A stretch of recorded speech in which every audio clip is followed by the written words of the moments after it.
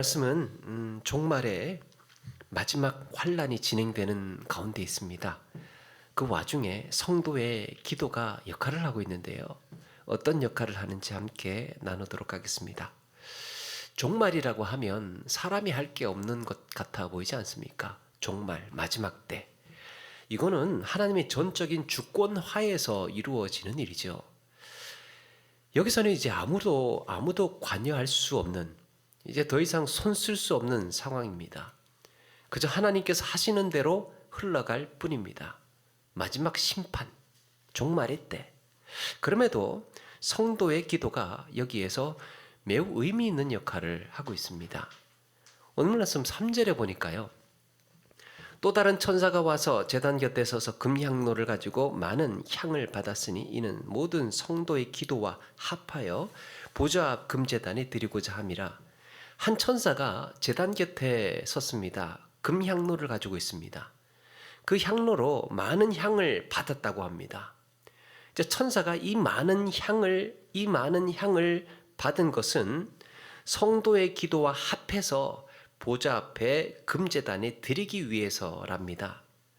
그렇게 금향로에 받은 향으로 제단에 드리니까요.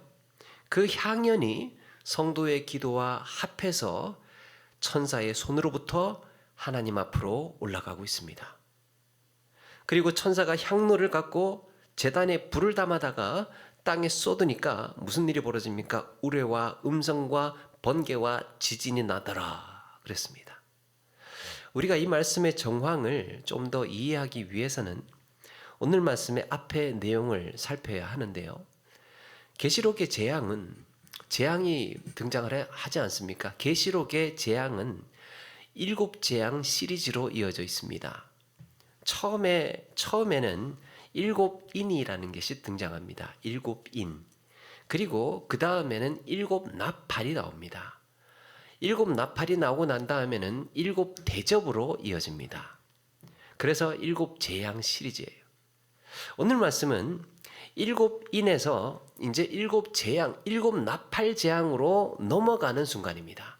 7인이 끝이 나고 7나팔 재앙으로 넘어가던 순간에, 그러면 앞에 7인을 뗄 때 무슨 일이 벌어지고 있었는지를 알아야 오늘 말씀을 더 선명하게 알 수 있습니다. 우리 앞에 5장 1절에 가서 보니까요. 5장 1절에 내가 봄에 보좌에 앉으신 이의 오른손에 두루마리가 있으니 안팎으로 썩고 7인으로 봉하였더라 그랬습니다. 7인으로 봉하였다. 보좌에 앉으신 이가 두루마리를 들고 있습니다. 오른손으로 두루마리를 들고 있는데 그 두루마리가 7인으로 촘촘하게 봉해져 있다는 거예요. 요한이 환상 중에 보니까 보좌에 앉은 이의 그 오른손에 7인으로 봉인된 두루마리가 그렇게 들려져 있습니다. 고대의 문서를 보게 되면 이 문서를 작성한 후에 두루마리로 말아서 밀랍이라든지 끈으로 이제 묶어서 봉인을 하게 됩니다. 보통 봉인은 하나를 써요. 이렇게 두루마리가 있으면 거기 끈으로 묶는 거잖아요. 그게 봉인이에요.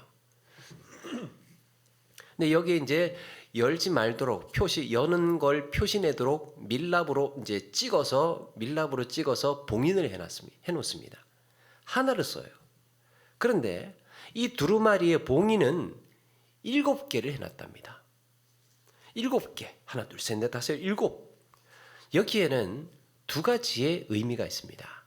하나는 그 안의 내용이 매우 중요하다는 내용.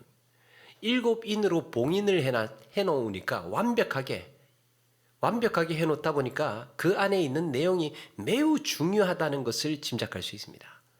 또 하나는 7봉인, 그 7개까지 할 정도로 감추어졌다는 거예요. 지금까지 완벽하게 숨겨져 있는, 감추어져 있었다라는 뜻입니다. 고대의 두루마리 편지에는 밀랍으로 봉인을 합니다. 이 말은 이 편지가 받을 당사자가 직접 풀어보라는 얘기예요. 이 편지를 받을 당사자가 직접 풀어봐라. 전달하는 과정에서 이제 주인이 그 편지를 두루마리를 나한테 왔어요. 그걸 이렇게 보니까 봉인이 떨어져 있어요. 밀랍이 떨어져 있습니다. 이게 무슨 말입니까? 이미 오는 중간에 누가 뜯어서 봤다는 얘기예요.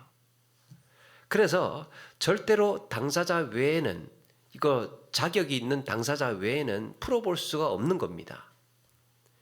이제 이 봉인이 풀리고 두루마리가 펼쳐지면 거기에 쓰인 내용대로 본격적으로 이제 재앙이 임하고 심판을 받게 될 겁니다. 그때 곁에 있던 힘 있는 큰 천사가 큰 음성으로 외칩니다. 누가 그 두루마리를 펴서 그 인을 떼기에 합당하냐? 이걸 누가 떼겠느냐? 그러니까 이거 두루마리를 누가 풀 수 있느냐라고 하니까 그 소리가 하늘과 땅에 쩌렁쩌렁 울렸다고 합니다. 그런데 하늘 위에도 땅 위에도 다 알렸는데도 아무도 그 어디에도 두루마리의 봉인을 풀 자격이 있는 사람이 나타나지를 않습니다. 아무도 없는 거예요. 아무도 그 두루마리의 주인이 없는 겁니다. 그걸 보고 요한이 울기 시작합니다. 야, 저거 풀어야 할 텐데 어떡하나. 그러면서 요한이 그걸 보고 우는 거예요. 그때 장로 중에 한 사람이 이런 말을 합니다. 울지 마라. 유다 지파의 사자 다윗의 뿌리가 이겼으니 그가 7인을 떼시리라. 유다 지파의 다윗의 뿌리가 이겼으니 그가 7인을 뗄 거야. 저거 뗄 거야. 그러면서 이제 어린 양이 나와서 그 두루마리를 받게 됩니다. 그러자 곁에 있던 네 생물과 24장로들이 어린 양을 향하여서 엎드리더니 그 봉인을 떼기에 합당하시도다. 그렇게 또 복창을 합니다. 선언을 합니다. 제대로 잡으신 거라고. 어린 양이 온전히 그걸 여시기에 합당하신 분이라고 하늘에서 그렇게 선언을 하는 거예요. 그렇게 드디어 두루마리의 봉인을 하나씩 이제 떼기 시작을 하는데, 특이하게도 봉인을 뗄 때마다 천군 천사와 같은 말탄 기사들이 이제 등장을 하는 겁니다. 봉인을 이제 하나 풀었어요. 하나 끌었는데 그때마다 하나하나 풀 때마다 천군 천사와 같은 말탄 기사들이, 이 전사들이 등장을 하는 거예요. 첫 번째 인을 떼니까 흰말을 탄 활을 든 자가 등장을 합니다. 두 번째 인을 떼니까 이번에는 붉은 말이 나오는데 그 붉은 말 탄 자를 가만히 보니까 큰 칼을 들고 있습니다. 심판자가 나오는 거예요. 전쟁과 피 흘림의 허락을 받은. 그렇게 또 세 번째, 네 번째 해서 계속해서 봉인을 하나하나 열 때마다, 봉인을 하나하나 뗄 때마다 준비를 하는 거죠. 이제 그 심판자가 나설 준비를 하는 거예요. 하나님의 심판이 수행되어질 그 전사들이 한 사람 하나씩 그렇게 말탄 자들이 등장을 하는 겁니다. 그게 이제 다 열리면 나팔이 불려질 겁니다. 그러는 사이에 이제 막 땅이 지축이 막 흔들리고 막 이제 흥분이 일어나고 해가 빛을 잃고 달도 빛을 잃고 그러면서 심판이 이제 초읽기에 들어가는 겁니다. 봉인을 딱 하나씩 뗄 때마다 심판자가 이제 서는 거죠. 말탄자들이 탁탁탁 대기를 하는 거예요. 이를 지켜보던 세상의 왕들이며 강한 자들, 자기 힘께나 썼던 자들이 그걸 이렇게 등장하는 것을 보더니 겁이 덜컥 나는 거예요. 야, 이러다 우리 다 죽겠다. 그러면서 성경에 보니까 굴이나 바위 틈에 숨어서 벌벌 떨고 있었습니다. 세상에 내노라 하는 강한 자들이 다 숨어서 그렇게 하늘이 진동하고 땅이 흔들리고 해도 달도 빛을 잃고 온 세상에 혼란과 공포의 도가니로 그렇게 빨려 들어가고 있었던 거예요. 그 무렵에 이제 마지막 7인을 떼는 거예요. 마지막 7인을 떼니까 세상이 갑자기 조용해집니다. 7인을 떼니까. 오늘 말씀 8장 1절에 이렇게 말씀합니다. 일곱째 인을 떼실 때에 하늘이 반 시간쯤 고요하더니, 일곱째 인을 떼실 때에 일곱 천사가 일곱 나팔을 받고 있습니다. 그거 부르라는 거죠. 이제 마지막이다, 이거 부르라. 여러분, 이제 옛날에 그 전쟁을 보면, 고대 전쟁을 보면 장수들이 등장을 하죠. 선봉에 설 장수들이 등장을 합니다. 말을 타고. 그리고 전열을 다 펼쳐요. 전쟁 일어나기 전에 전열을 펼칩니다.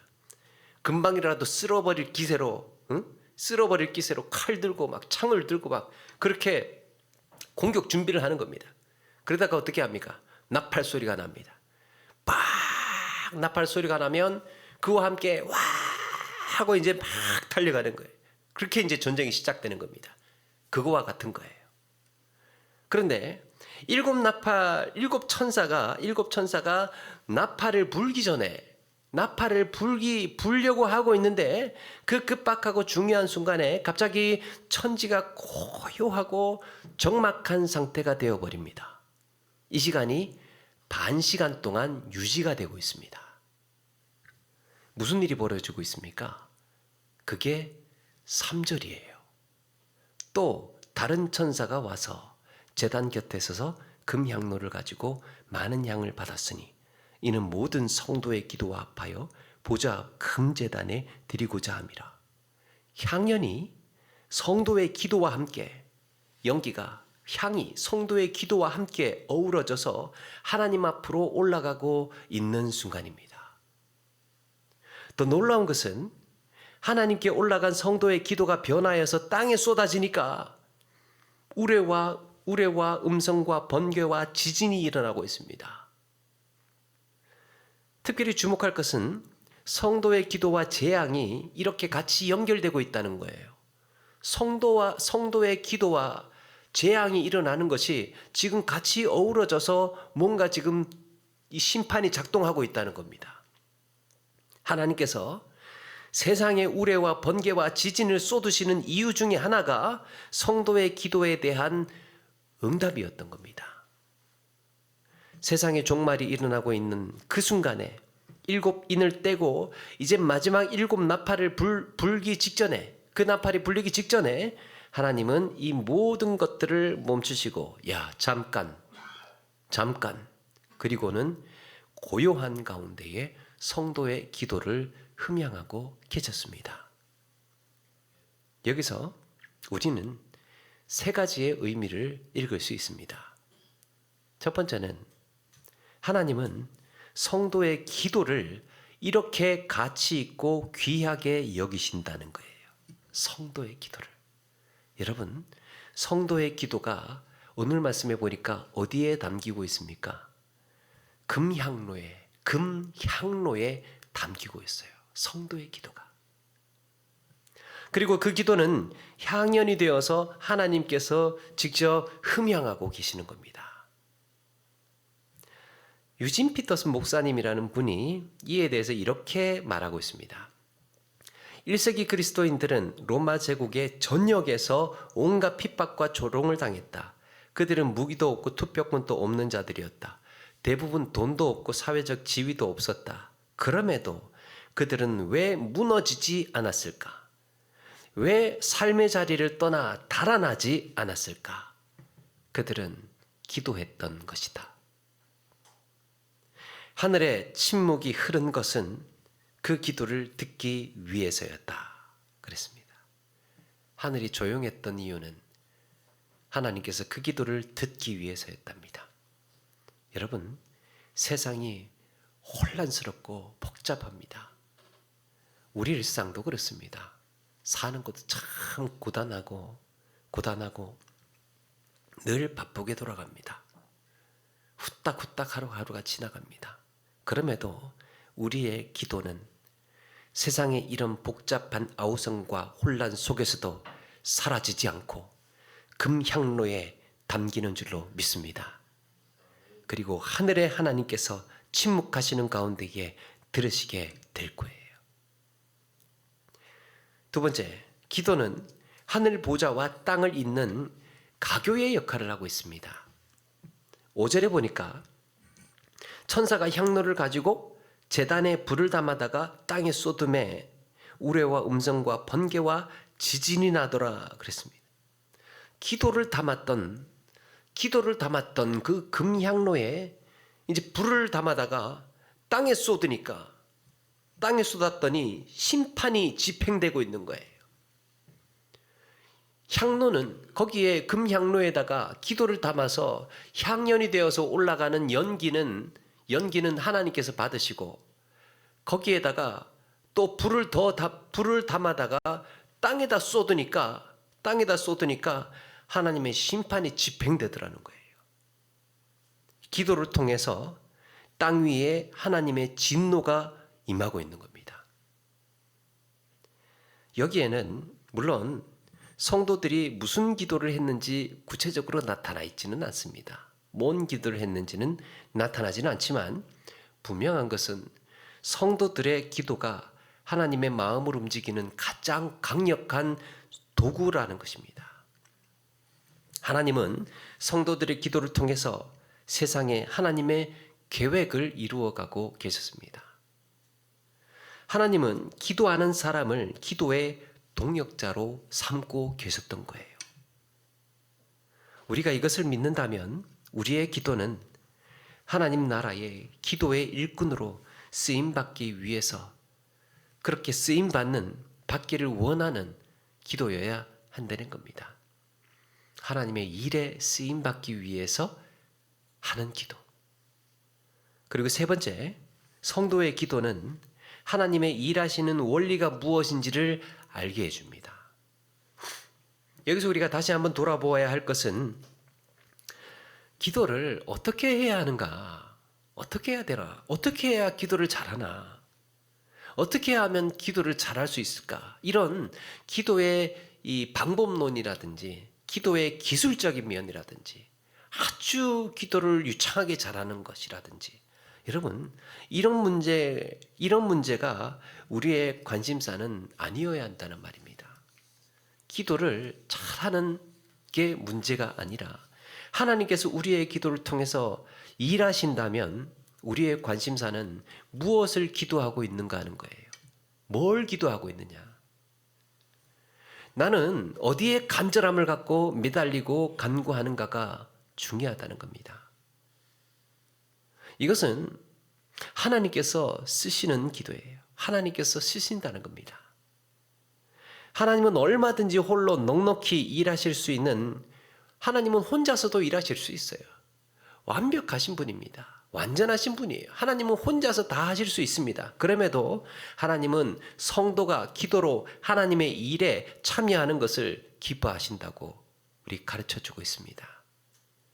하나님은 그렇게 기도의 사람들을 하나님의 일에 초대하셨고 함께 일하시고 역사해 오셨습니다. 기도의 사람들을 통해서 기도해라. 내가 어떤 일을 일으킬 터이니 기도해라. 내가 이러이러한 약속을 너희에게 할 것이니까 너희들 기도해라. 준비하고 있어라. 하나님은 늘 이렇게 기도의 사람들과 함께 일하고 역사해 오셨습니다. 자, 그러기 위해서는 우리는 어떻게 해야 하겠습니까? 하나님과 뜻을 같이 하는 기도를 해야 되겠죠. 성경에는 우리가 어긋나지 않고 정확하게 하나님의 뜻에 합당한 기도를 소개하고 있습니다. 이런 기도는 어김없이 하나님의 뜻에 합당한 기도다라고 우리에게 힌트를 주고 때로는 직접적으로 가르쳐주고 있습니다. 무엇이 하나님께서 기뻐하시는 기도일까? 첫 번째, 하나님을 아는 지식을 구하는 기도예요. 하나님을 아는 지식을 구하는 기도. 하나님은 그의 백성들에게 하나님을 아는 지식이 없어서 망하였다고 말합니다. 하나님을 몰라서 망하는 거예요. 하나님이 어떤 분이신지 알지 못해서. 호세아 선지자는 그러므로 우리가 여호와를 알자, 힘써 여호와를 알자. 그의 나타나심은 새벽빛같이 어김없나니 비와 같이 땅을 적시는 늦은 비와 같이 우리에게 임하시리라 그랬습니다. 힘써서 여호와를 알자. 하나님을 안다는 것은 성경에서 가르치는 하나님을 알고 그대로 믿는 것입니다. 성경에서 우리에게 하나님이 어떤 분이신지를 가르쳐 주시잖아요. 그걸 알고 그대로 믿는 거예요. 하나님의 창조가 얼마나 크고 놀라운 것인지를 아는 거예요. 하나님이 세상을 얼마나 사랑하셔서 독생자를 예수 그리스도를 보내시고 그 구원의 은혜와 사랑을 주셨는지를 아는 것입니다. 하나님을 아는 것은 하나님의 성품이 어떤지를 알고 그걸 배우기 위해서 그의 선하심과 그의 인자하심을 구하고 따라가는 거예요. 주님의 겸손과 온유를 구하고 하나님께서 기뻐하시는 삶으로 살기 위해서 몸부림치고 애쓰는, 그게 하나님을 아는 기도입니다. 하나님의 뜻에 합당한 기도. 간절히 바라고 기도하면 할수록, 이런 기도는요, 하면 할수록 실패하지 않습니다. 하면 할수록 쌓이고 쌓이는 기도예요. 하나님의 뜻에 합당한 기도는. 그래서 거기에 대한 열매를 맺게 되는 겁니다. 하나님께서 기뻐하시는 기도니까. 또 하나는 사탄의 결박과 패배를 구하는 기도입니다. 사탄의 결박, 패배를 구하는 기도. 에베소서 6장 12절 18절에 이렇게 말씀합니다. 우리의 씨름은 혈과 육을 상대하는 것이 아니요 통치자들과 권세자들과 이 어둠의 세상 주관자들과 하늘에 있는 악의 영을 상대함이라. 모든 기도와 간구를 하되 항상 성령 안에서 기도하고 그랬습니다. 나를 장악하고 있는 것, 나를 장악하고 있는 어둠의 세력에 맞서서 나를 누리려고 하고 죄 가운데 몰아가고 완고한 마음에서 사로잡혀서 변화되지 않고 그냥 이대로 쭉 살으라고 부추기는 그런 사탄을 대적하라는 겁니다. 기도하는 가운데에 늘. 한 목사님이 아이들한테 물었다지 않습니까? 어떻게 하면 지옥 가지? 그러니까 한 아이가 아무것도 안 하면 지옥 가요. 그랬다지 않습니까? 아무것도 안 하면. 이 말이 무엇입니까? 몸부림치지 않고 애쓰지 않고 변화되지 않고 하루하루 새로워지지 않고 어제와 같은 오늘 깨지지 않고 회개하지 않고 변하지 않고 하루하루 새로워지지 않으면 우리는 그리스도인의 풍성한 삶을 기대할 수 없는 인생들이에요. 가만히 있으면, 내가 알던 대로, 내가 하던 대로 가만히 있으면 우리는 풍성해지지 않습니다. 그래서 성령 안에서 기도하는 가운데에 오히려 사탄의 계략이 깨어지도록 기도하고 그들의 계략이 깨어지도록 기도하라. 나를 꽁꽁 묶고 있는 이런 사슬이 좀 끊어지도록, 제발 지난주처럼 살지 않도록, 어제처럼 살지 않도록, 지난해처럼 살지 않도록 내가 새로워지도록, 그렇게 하루하루 달라지고 하루하루 좀 변화되고 내가 가지고 있는 인식이 좀 깨지고 새로워질 수 있도록, 더 이상 노예로 살지 않고 해방되게 해달라고 그렇게 간구하라고 말씀하고 있습니다. 이것이 하나님이 기뻐하시는 하나님의 마음에 합한 기도라는 거예요. 세 번째는 주의 몸된 교회와 영혼 구원을 위해서 하는 기도입니다. 우리 주님은 내가 이 반석 위에 내 교회를 세우리니 라고 했습니다. 앞으로 주님의 비전을 가르쳐 주셨어요. 제자들한테. 내가 이 반석 위에 내 교회를 세울 거야. 그게 지금 너희들을 향한 내 꿈이야. 앞으로 그렇게 해나갈 거야. 교회 세우는 것. 사도 바울 역시 그래서 교회는 그의 몸이니 라고 했습니다. 주의 몸된 교회를 세우기 위해서 기도는 우리가 평생 살아가는 동안에 교회를 위해서 기도하는 거예요. 교회를 위해서 아무리 기도해도 부족하지 않습니다. 산불조심 아무리 강조해도 부족하지 않다는 것처럼 교회를 위해서 기도하는 것은 아무리 기도해도 부족하지 않습니다. 우리의 지체가, 내가 그 몸된 교회의 지체이기 때문에 교회는 우리의 삶이고 우리의 인생이에요.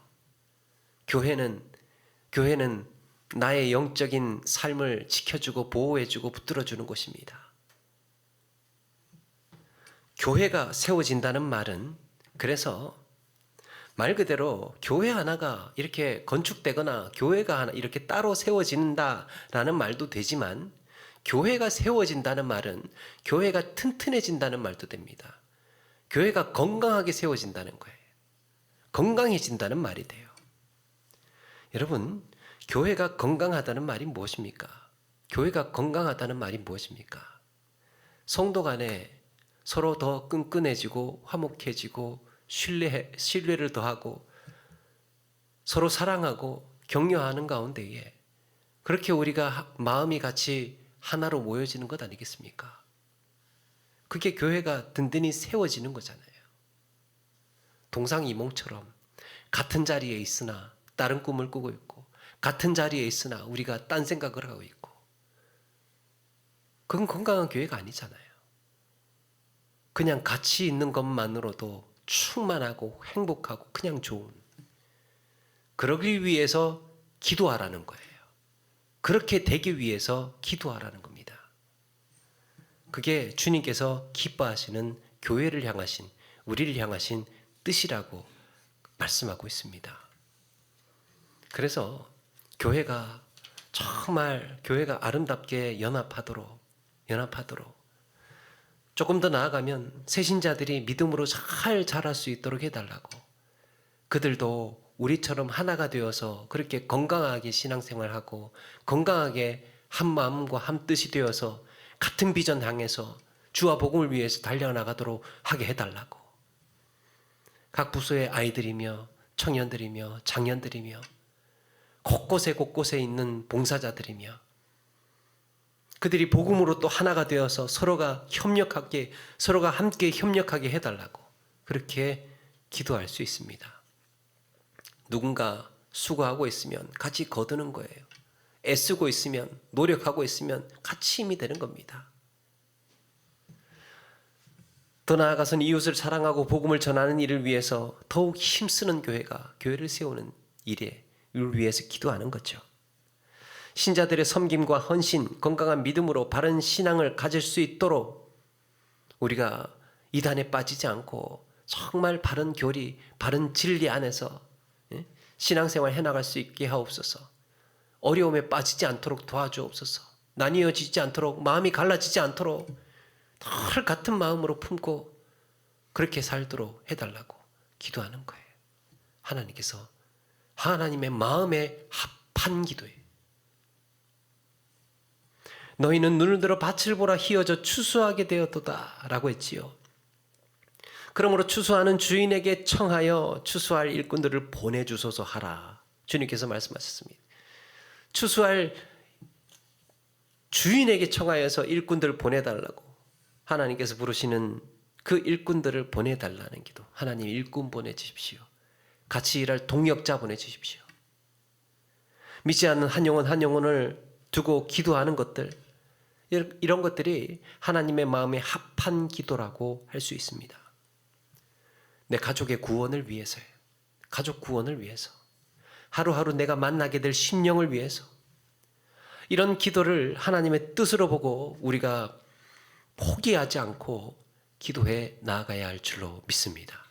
그게 하나님께서 하나님의 마음에 합한 기도라는 겁니다. 좀 긴 이야기지만 간단하게 말씀드리면 이와는 조금 구별되게 하나님의 뜻에 달린 기도도 있습니다. 하나님의 뜻에 달려있는 기도가 있어요. 이게 하나님의 무조건 기도하면, 지금 제가 말씀드린 기도는 하나님의 마음에 합한 기도, 무조건 오케이. 이런 기도는 하면 할수록 좋은 기도예요. 하면 할수록 모자르지 않는 기도예요. 그런데 하나님의 뜻에 달려있는 기도가 있습니다. 어떤 게 있습니까? 병이 치유되는 것. 무조건 기도한다고 무조건 낫지는 않고 안 나을 수도 있고 하나님의 뜻에 달려 있어요. 부자가 되는 것. 얼마든지 기도해도 좋습니다. 그러나 하나님의 뜻에 달려 있는 기도예요. 우리가 또 오래 사는 것. 우리의 삶의 형편들이 이 좋아지는 여러 가지 모든 것들이 하나님의 뜻에 달려 있는 기도라는 겁니다. 얼마든지 이런 것, 하나님의 뜻에 달려 있는 것도 우리가 담대하게 또 열심히 기도해 나아갈 수 있지만 염두에 둬야 될 것, 그거 하나님의 뜻에 달려 있는 거다. 하나님의 뜻에 달려 있는 것이다라는 것을 기도하면서도 하나님께서 때로는 아니라고 하시면 아닌 것이고, 멈추라고 하시면 멈추어야 하는 것이고, 기다려야 하는 것이면, 기다리라고 하는 것이면 기다려야 할 때가 있다는 거죠. 뜻에 달려 있는 거예요. 하나님 교회를 세우기 위해서, 건강해지기 위해서, 한 영혼 구원하기 위해서 하나님을 더 알기를 원합니다. 여기에는 아니다, 멈춰라, 기다려라가 없어요. 무조건 하나님 앞에 나아가서 부르짖고 간구하고 기도할 수 있는 것들입니다. 하나님께서 그 기도들을 통하여서 역사하시기 때문에 이런 기도들을 구분해 볼 수 있다라는 겁니다. 예전에 민방위 훈련을 하면 온 세상이 갑자기 멈추는 것과 같이 그렇게 고요해지지 않습니까? 민방위 훈련하면 그 복잡하던 그 많던 차들이 갑자기 멈추고 한쪽으로 갓길로 쓰고 조용해집니다. 그 많던 붐비던 사람들이 다 어디 가고 없어요. 사라져 버렸습니다. 그렇게 고요한 가운데에 기도의 향연이 하늘로 올라갑니다. 하나님은 종말의 때에 온 세상이 뒤집어지고 하늘과 땅이 흔들리는 그 혼란 속에서도 이 모든 것들을 멈추시고 고요하고 적막한 가운데에 성도의 기도를 듣고 계셨습니다. 천지가 흔들리는 가운데에도 하나님은 이 모든 것들을 멈추시고 그 기도를 들으셨어요. 기도가 여러분 얼마나 하나님께서 귀하게 여기시고 가치 있게 여기십니까? 금향로에 담아서 하나님께서 우리의 기도를 그렇게 귀하게 여기고 계신 줄로 믿습니다. 그러므로 우리 역시 기도를 귀하게 여겨야 합니다. 우리 역시 기도를 값어치 있게, 귀하게, 가치 있게 여겨야 합니다. 그리고 우리가 하나님과 함께 하나님 나라를 위해서 일하고 있다는 사실을 기억하시고 신실한 기도의 일꾼으로 살아가시는 저와 여러분 되기를 주의 이름으로 축원합니다.